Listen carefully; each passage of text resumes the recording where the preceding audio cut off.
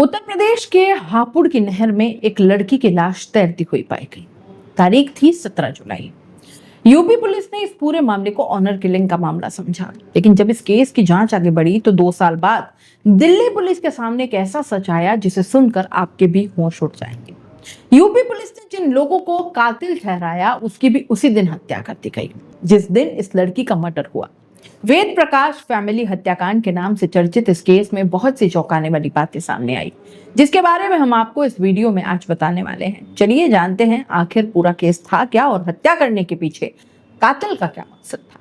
इस केस में सबसे अहम किरदार 6 लोग हैं। वेद प्रकाश किरोड़ीवाल, उसकी पत्नी साधना, उनकी बेटी नैना, उनका बेटा शुभम, रितेश कटिहार और अभिषेक पाल। 17 जुलाई 2016 को यूपी के हापुड़ की कैनाल में कुछ लोगों को एक महिला की लाश तैरती हुई दिखाई देती है। लोगों को किसी अनहोनी का एहसास हुआ। देखते ही देखते वहां पर लोगों की काफी भीड़ जमा हो जाती है, क्योंकि सभी हैरान थे कि आखिर इस नहर के अंदर लड़की की लाश कहां से आ गई। इसलिए इस इलाके में रहने वाले लोगों ने फौरन पुलिस को इन्फॉर्म किया। खबर मिलते ही पुलिस घटना स्थल पर तुरंत पहुंच जाती है और फिर पुलिस ने उस नहर में से उस शव को निकलवाया। वहीं पास में ही एक सेंट्रो गाड़ी खड़ी थी, जिसमें पुलिस ने यह अंदाजा लगा लिया था कि लाश को उसी कार में लाया गया था। इसलिए पुलिस ने उस कार की छानबीन भी शुरू कर दी, पर कार से उन्हें कोई सुराग नहीं मिला। कार के ऊपर जो नंबर था उससे यूपी पुलिस ने पता लगाया कि वो कार दिल्ली के वजीराबाद इलाके में रहने वाले वेद प्रकाश किरोड़ीवाल की है। पर जब यूपी पुलिस दिल्ली के वजीराबाद में पहुंची तो उस महिला के माता पिता और भाई घर पर नहीं थे। घर पर ताला लगा हुआ था। पुलिस ने आसपास के लोगों से पूछा तो किसी को भी इस बारे में कोई जानकारी नहीं थी कि पूरा परिवार आखिर कहाँ गया है। लड़की की पहचान नैना किरोड़ीवाल के तौर पर हुई, जो कि लगभग 21 साल की थी और दिल्ली यूनिवर्सिटी में पढ़ती थी। यूपी पुलिस ने इस केस को इस नजरिए से देखा कि नैना का जरूर किसी लड़के के साथ अफेयर होगा और घर वाले उसके खिलाफ होंगे। इसलिए समाज में अपनी इज्जत बचाए रखने के लिए लड़की के माँ बाप और भाई ने मिलकर उसकी हत्या कर दी। यूपी पुलिस ने इस मामले की जो भी तफ्तीश की उसमें पुलिस के हाथ कुछ ज्यादा लगा नहीं। पूरा परिवार ही गायब था। इसलिए जब यूपी पुलिस ने इस केस की चार्जशीट कोर्ट में दायर की तो ऑनर किलिंग का मामला बताया और कोर्ट में कहा कि लड़की के घर वाले उसकी हत्या करने के बाद फरार हो गए हैं। पुलिस की रिपोर्ट और सारी बातों को सुनने के बाद कोर्ट ने नैना के सभी फैमिली मेंबर्स को भगोड़ा घोषित कर दिया। ऐसा लग रहा था जैसे ये केस पूरी तरह से ऑनर किलिंग का था, अब खत्म हो गया है। इस केस को बंद कर दिया गया था। जब यूपी पुलिस ने इस मामले को ऑनर किलिंग का मामला बताकर केस को क्लोज कर दिया तो उस वक्त हत्यारों की खुशी का कोई ठिकाना नहीं था, क्योंकि 4 लोगों को मौत के घाट उतारने के बाद भी वे ऐश भरी जिंदगी जी रहे थे। पर चाहे अपराधी कितना भी शातिर क्यों ना हो, वो कभी ना कभी पकड़ा जाता है। ऐसा ही कुछ इस हत्याकांड में भी हुआ। फिर 2 साल बाद दिल्ली की क्राइम ब्रांच ने नैना की हत्या को लेकर एक ऐसा सनसनीखेज और दिल दहला देने वाला दावा किया जिससे पूरे सिस्टम को हिलाकर रख दिया। दिल्ली की क्राइम ब्रांच ने यह दावा किया था कि नैना का परिवार कहीं भागा नहीं है, बल्कि परिवार के 4 सदस्यों का बेरहमी के साथ कत्ल कर दिया गया है। दरअसल दिल्ली क्राइम पुलिस को एक दिन इस केस से जुड़ा हुआ एक ऐसा राज पता चला जिसमें इस पूरे मामले को पलट कर रख दिया। तफ्तीश के दौरान पुलिस को जो बातें पता चली वो बहुत ही चौंकाने वाली थी। हत्या के 2 साल बाद सिर्फ एक सुराग ने सारी बाजी पलट कर रख दी और उसी वजह से ही कातिलों का भांडा फोड़ हो सका। अब आप जरूर ये सोच रहे होंगे कि मर्डर के 2 साल बाद दिल्ली क्राइम पुलिस को आखिर कौन सा राज पता चला जिससे पुलिस कातिल तक पहुंच सकी। शुरुआत में आपको बताया था कि इस कहानी में 6 किरदार अहम थे। अभिषेक और रितेश के अलावा 2 नाम और सामने आए। इस केस में मनोज बावला और सोनू। मनोज ही वो कड़ी बना जिसकी वजह से इस केस को रीओपन किया गया। हुआ कुछ यूं था, जब पुलिस ने इस केस को बंद कर दिया तो अनजाने में ही मनोज बावला नाम के लड़के ने इस वारदात के बारे में किसी को बताया था। उसने शेखी मारते हुए कहा कि 2 साल पहले उसने 4 लोगों का मर्डर किया और आज तक क्राइम पुलिस उसे पकड़ नहीं पाई। ये बात किसी तरह दिल्ली क्राइम पुलिस के कानों तक जा पहुंची और पुलिस ने अपनी तहकीकात फिर से शुरू कर दी। ऐसा लगने लगा था कि अब वेद प्रकाश फैमिली के हत्यारों को क्राइम पुलिस दबोचेगी। पर दोस्तों, इस कहानी में फिर एक बहुत ही जबरदस्त ट्विस्ट आ गया जिसने पुलिस को भी घुमा कर रख दिया। दरअसल जब इस केस की तहकीकात करते हुए पुलिस मनोज बावला तक पहुंची तब तक उसकी रोड एक्सीडेंट में मौत हो चुकी थी। पुलिस पुलिस के हाथ एक बार फिर से खाली। लेकिन पुलिस ने हार नहीं मानी और अपनी जांच जारी रखी। फिर तहकीकात करते हुए पुलिस को पता चला कि मनोज बावला की दोस्ती अभिषेक पाल के साथ थी। पुलिस को अभिषेक पर शक हुआ और शक की बुनियाद पर पुलिस ने उसे गिरफ्तार कर लिया। अब सवाल यह था कि आखिर किसी की इस परिवार से क्या दुश्मनी थी जो पूरे परिवार को मौत की नींद सुला दिया। आखिर हत्यारे का मकसद क्या था? नैना की लाश अगर हापुड़ की नहर से मिली थी तो बाकी लोगों की लाशें कहाँ थी? ऐसे बहुत से सवाल आपके दिमाग में जरूर आ रहे होंगे। तो इन सब के जवाब पाने के लिए अब पुलिस ने अभिषेक पाल से पूछताछ की। पहले तो अभिषेक ने पुलिस को चकमा देने की कोशिश की, लेकिन पुलिस ने जब अपना रवैया थोड़ा सख्त किया तो वो टूट गया और उसके बाद पुलिस के सामने उसने कुछ ऐसे सनसनीखेज खुलासे किए जिन्हें सुनकर पुलिस के भी होश उड़ गए। तो अभिषेक पाल ने दिल्ली क्राइम पुलिस को ऐसा क्या बताया था? इस सब के बारे में जानने के लिए हमें घटना से पहले के समय में जाना होगा। वजीराबाद के रहने वाले वेद प्रकाश किरोड़ीवाल एक फाइनेंसर थे। उसके अलावा दिल्ली के मजनू का टीला नाम की एक जगह पर उनकी कपड़ों का बिजनेस था।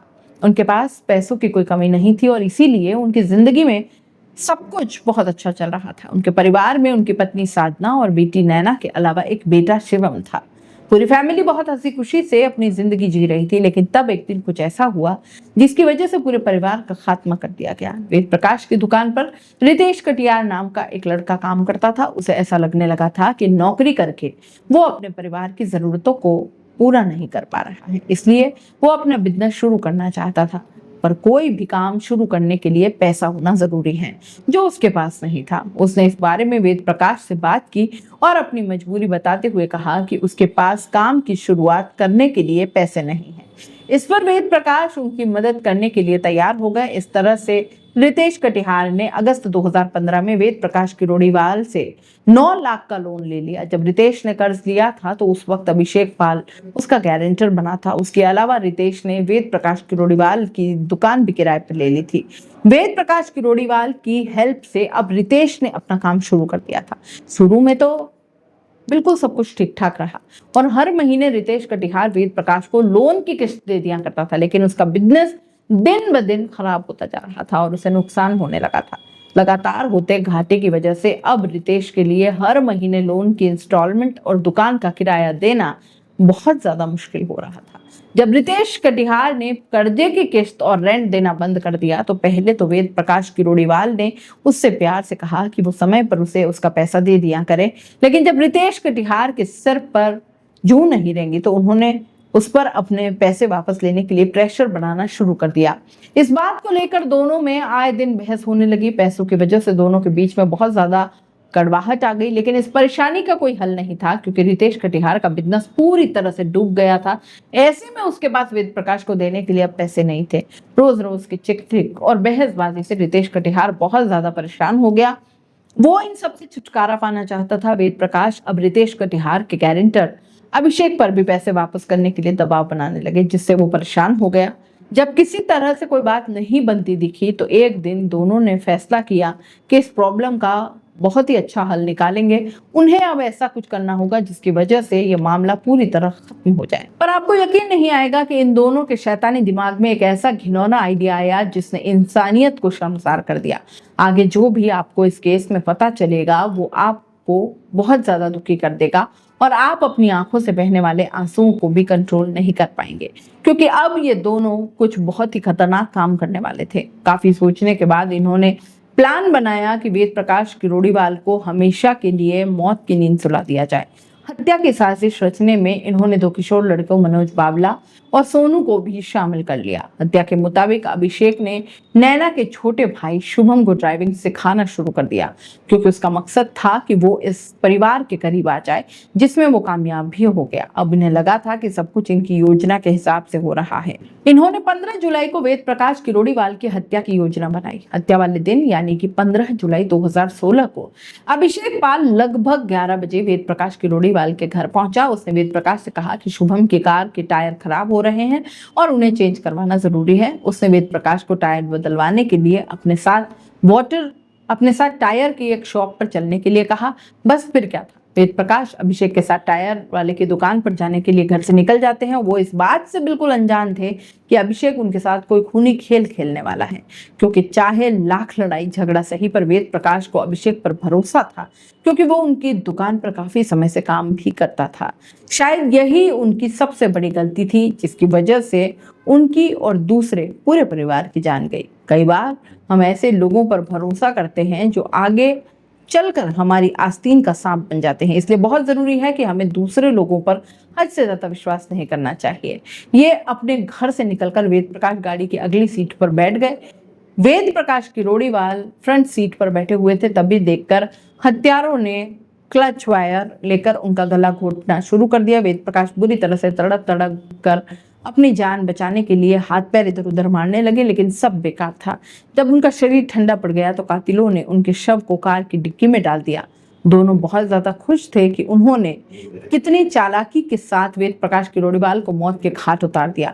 लेकिन अब इन दोनों को इस बात का डर सताने लगा, जब वेद प्रकाश घर नहीं पहुंचेंगे तो ऐसे में उनकी पत्नी साधना और बेटा शुभम पुलिस को इस बारे में जानकारी दे सकते हैं कि वेद प्रकाश को अभिषेक के साथ जाते हुए देख चुके थे। अब इस कदर डर की वजह से दोनों ने फैसला लिया कि वे इस पूरी फैमिली को ही निपटा देंगे। लगभग दोपहर 2 बजे इन दोनों ने शुभम को कॉल किया और उससे कहा कि तुम्हारी कार के टायर सही हो गए हैं, तुम आकर एक बार गाड़ी चलाकर देख लो कि टायर सही है या नहीं। शुभम को इस बात की जरा सी भी भनक नहीं थी कि कोई इस तरह से धोखे से बुलाकर उसकी हत्या कर सकता है। वो उनके पास चला जाता है। शुभम की हत्या भी ठीक वैसे होती है जैसे वेद प्रकाश किरोड़ीवाल की गई थी, यानी कि उसका मर्डर भी क्लच वायर से कर दिया गया। गला घोटने और सांस रुकने की वजह से शुभम ने दम तोड़ दिया। उसका मर्डर करने के बाद अभिषेक और रितेश कट्टर ने उनकी बॉडी को पीछे से डिक्की में रख दिया और वहां पर पहले से ही वेद प्रकाश किरोड़ीवाल की बॉडी रखी हुई थी। 2 बाप बेटों को काम तमाम करने के बाद अब इन दोनों ने अगला निशाना वेद प्रकाश किरोड़ीवाल की पत्नी साधना को बनाया।